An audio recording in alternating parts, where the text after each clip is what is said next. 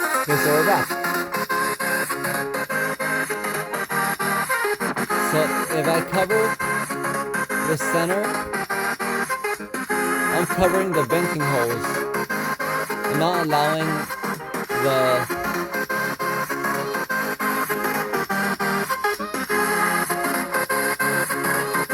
I'm not actually touching or moving the woofer very much. I'm just kind of just covering the holes. So I'm not allowing the rear of the rear of the woofer to escape as much as I can. I mean, obviously a lot of it is still escaping because it's just cotton.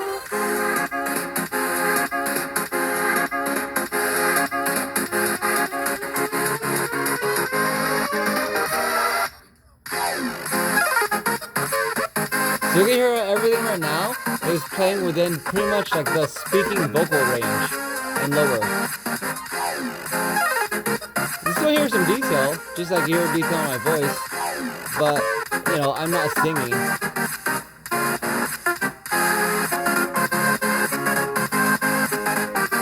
Now watch this.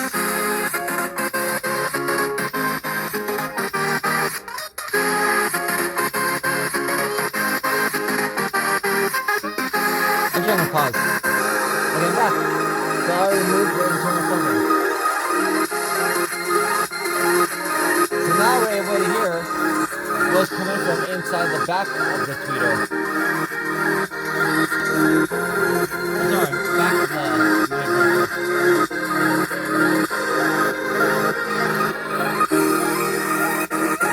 you gotta hear almost like a seashell effect, right?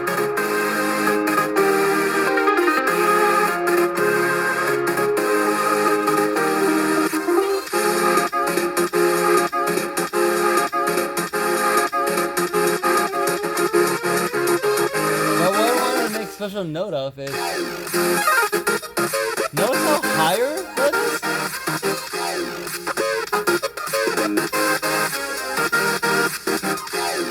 Now I'll cover it up again.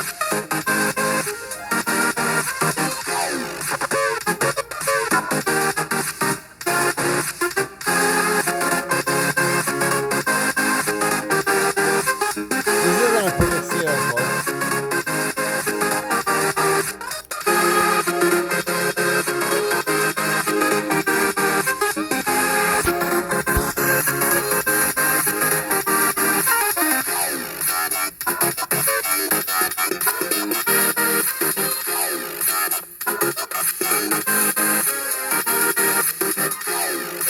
So the rear of the woofer is actually able to play a higher frequency sound, a fuller range sound than the front of the woofer. Because it's actually designed to be more sensitive than the front of the woofer. There's more space from the striations, the fins. It actually creates little very sensitive pockets of air. And these are little horns, since they're not actually parallel, but they're like pretty much horns. And as the piston moves in and out, it causes the Bernoulli effect, which causes the front of the driver not only to work almost like an acoustic heat sink, where it basically drains any of the residual resonance from the front, but it allows for the fins in the back to basically be strummed by the air, and the pockets inside of the channels of air are extremely high sensitive because it's essentially all corner loaded. The same way that when how your lungs evolved to have a series of air passageways, bronchi, so that when you inhale with like the least friction.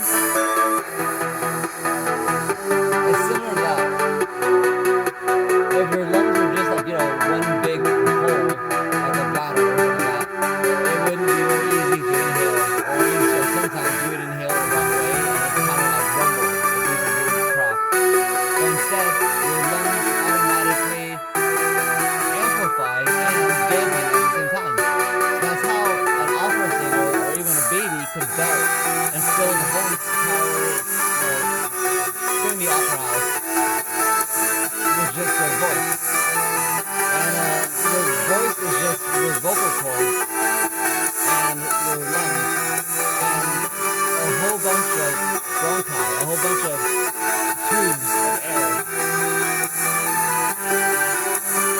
and your diaphragm, which supports it, almost like a bellows. So imagine like a bellows being pushed from the bottom, but instead of having just one nozzle, it has like thousands of nozzles. That's basically what your lungs are. And then at the top are these two little fins. The little fins in the back are basically doing the same thing. They're resonating together and stimulating the front, but the resonating of the fins in the back also resonate the air between the fins, causing the higher frequency sounds that you can hear. And the little seesaw effect.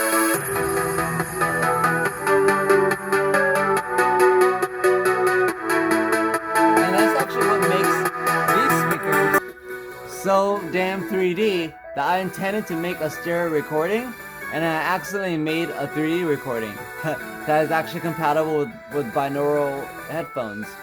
I was planning on making a binaural recording afterward, only to realize that like I accidentally made a binaural recording, because these things actually happen to play so damn well with their 3D sound, with the way that they're designed, so that the back port only plays what is aligned perfectly, and it fills the room up with this very high pressure out of phase sound, because this is a pressure chamber that has like a sealed gasket around the sides, a sealed gasket around between the tweeter and the woofer, and the only way air could escape from this thing, and if you hold it and if it were to blast, you can actually feel it beating, but air still doesn't leak. The only way air could possibly leak is actually from once it actually reaches the top, the mouth of the port, and diagonally out back through the tilted port. And the back port is tilted so that it can't interfere with the front radiating Uniq. So the back port basically plays sound the same way that this thing does. Where sound from this thing kind of sounds like it's coming from like inside of a room, like where you're almost like, it's like I'm in front of the stage right now, and then I'm in the back corner of the room. That's basically how it works. So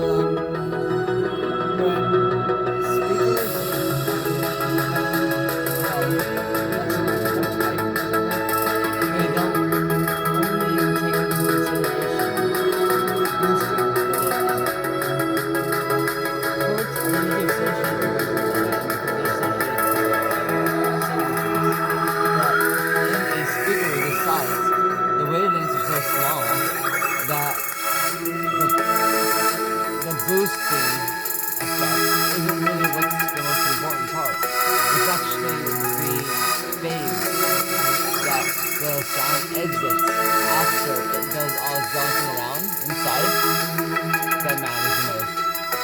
And that phase actually reinforces the sound of the front wave, and it actually causes the sound to sound more 3D and more spacious. And the better your speakers are at it, the better they are at filling your room with that sound. So these always play the sound of the port, which is the sound of the out of phase, basically ambience, off axis at a diagonal angle. So it's playing off almost, quote, in a different dimension, in a way that doesn't interfere with this, which always plays on this axis.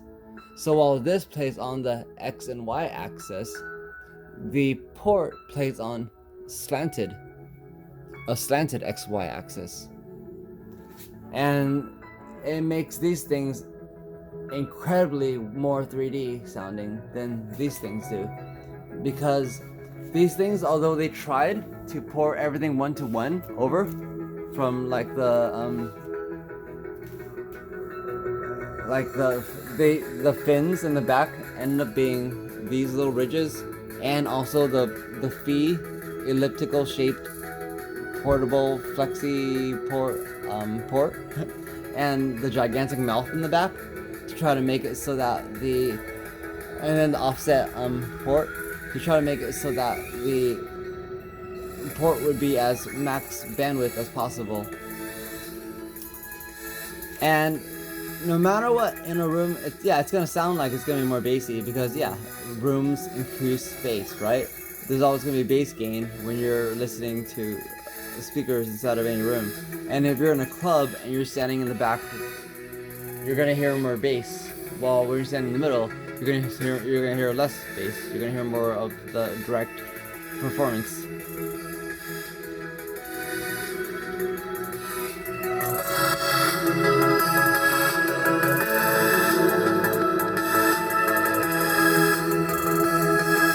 But this is the snappiness of the actual drum set compared to the beginning of the video.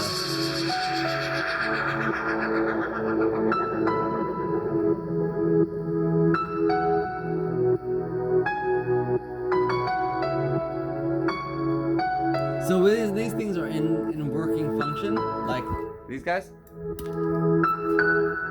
Air would actually be side vented through these little holes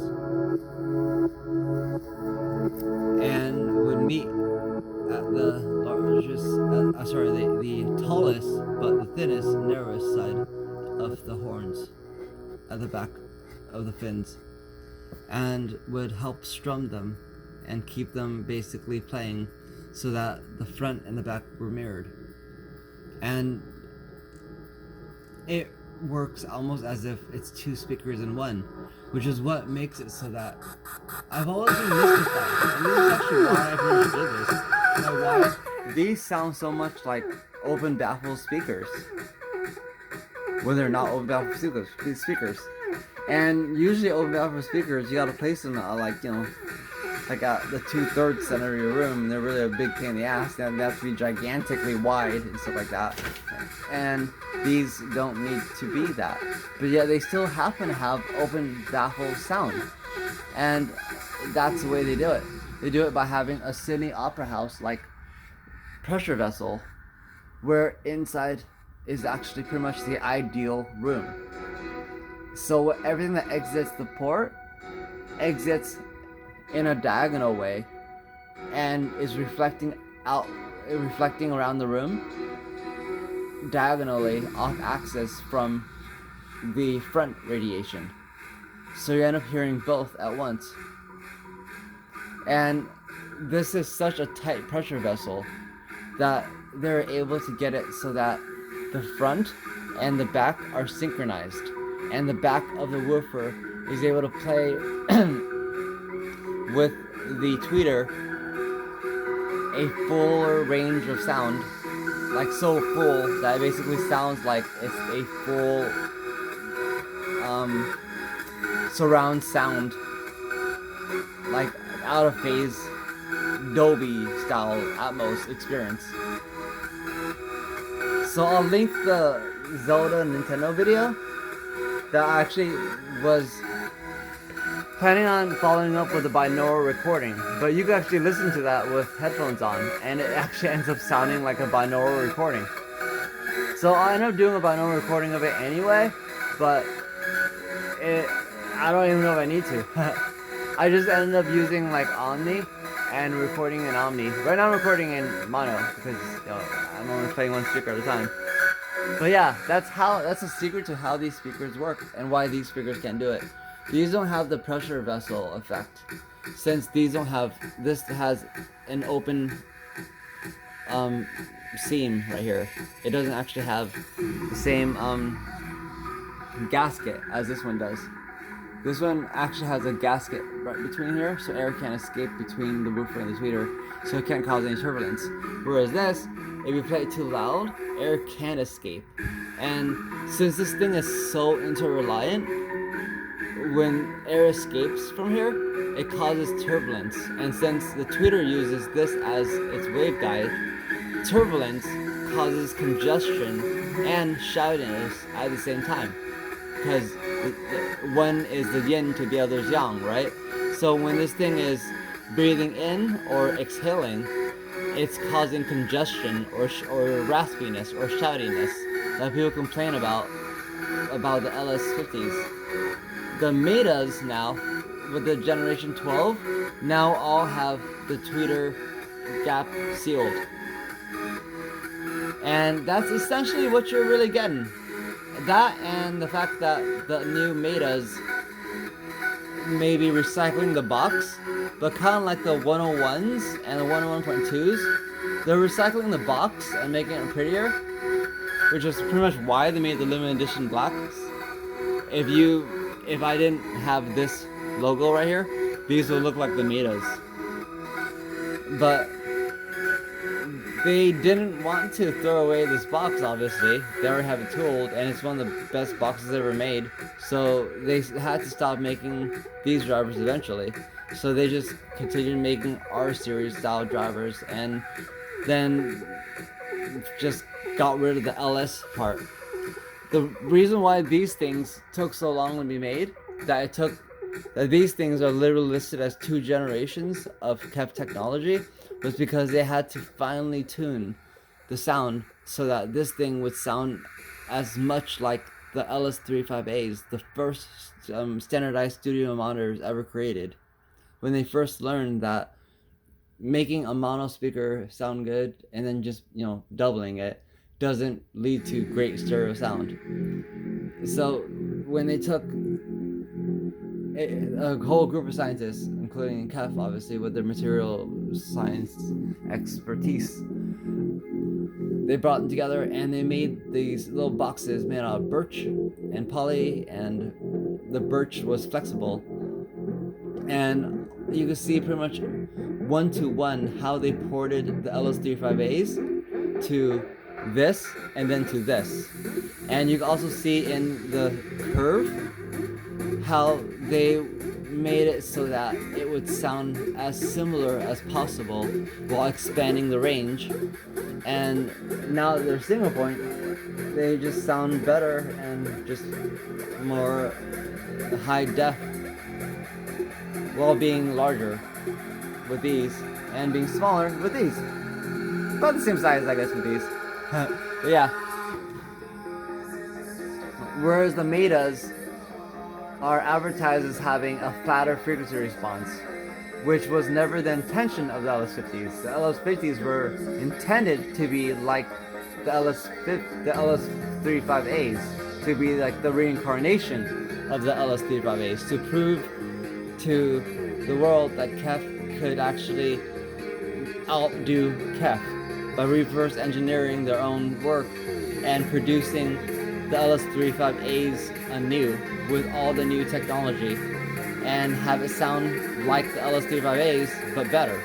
And they did a great job doing that, because if you were to listen to like Speaker Tony's channels, they play speakers back to back and you can hear how similar the two speakers sound.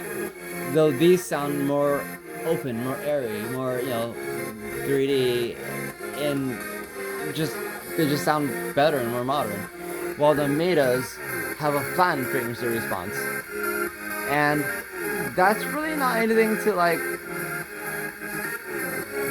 I'll just openly scoff at a flat frequency response, because honestly, like KEF they were the originals to start using computer-aided software to design the speakers, like finite element analysis. So they could pretty much like accidentally make a flat speaker. That's like their default speaker is flat. Just like what Arnie Nudell said, the way that a speaker designer designs a speaker, the way that they design the curve is the way like a painter textures the canvas with paint. A speaker is supposed to bring music to life. Just like the way a producer doesn't just listen through one speaker, he listens through multiple speakers, headphones, even now like JBL Boom. There is no true studio or a true definitive version of the way a song should sound. the role of a consumer speaker is supposed to actually make the song sound as good as possible, to actually sound better than even the artist ever intended. And that happens all the time, actually. That's actually pretty typical. That, like, you go to your friend's house and you listen to his sound system and you put on one of your songs and you're just like really happy to hear it on someone else's system because it sounds cool. Or even like you're at Dodger Stadium and you hear one of your songs being played and their sound is crappy, but it still sounds cool. You're just in a different place, a different space, and it's the same song, but it sounds different. Just like when you're playing live, you don't play the same song the same way. It's an ongoing process, and you continue playing the song the way that you now want to play the song, which is never the way that it was, when you were in the constraints of the recording studio, the constraints of time, and everyone having to be there, everyone wanting to leave. So whatever was printed on the record isn't really the definitive version. So why not have it so speakers actually enhance the musicality of the song in a way that even the musician would actually be impressed by, because they pretty much always are. That's why there's that weird belief that musicians are not audiophiles. It's not that musicians aren't audiophiles, it's that musicians consider speakers instruments. When you hear a song played, like, one by Metallica, played on piano, you're not just like, hey, that's wrong. That's not, the studio recording. That's not the right speaker. You just appreciate it for what it is. It sounds great coming from the piano, even though the original song wasn't on the piano at all. It's the same way with speakers, with musicians, and you just listen to the way that the speaker renders the music, just the same way that how many musicians, how many pianists have played Beethoven and have their own renditions, and how many people have their favorite rendition of Beethoven, and how many of you have a rendition of Beethoven or whatever, and you just can never find it ever again, when there's this one version that just kicks ass and you just forgot who the heck did it. But yeah, it's all started from this guy right here.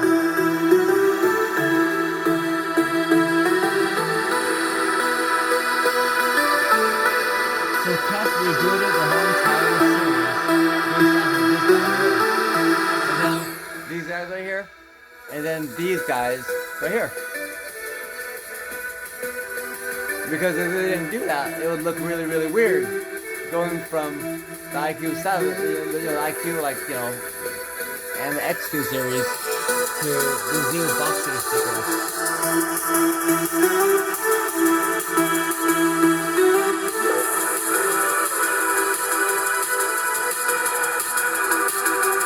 You notice how the highs only come out from the rear, out of the fork?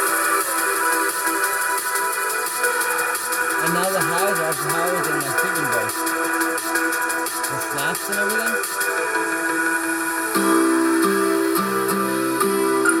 It's high enough to basically sound almost like it's a full range speaker. The only issue is that there's a delay. The rear of the speaker is where the highs are coming from, but it has to actually bounce around for a while before it exits out of this hole. And that's why his voice sounds out of phase.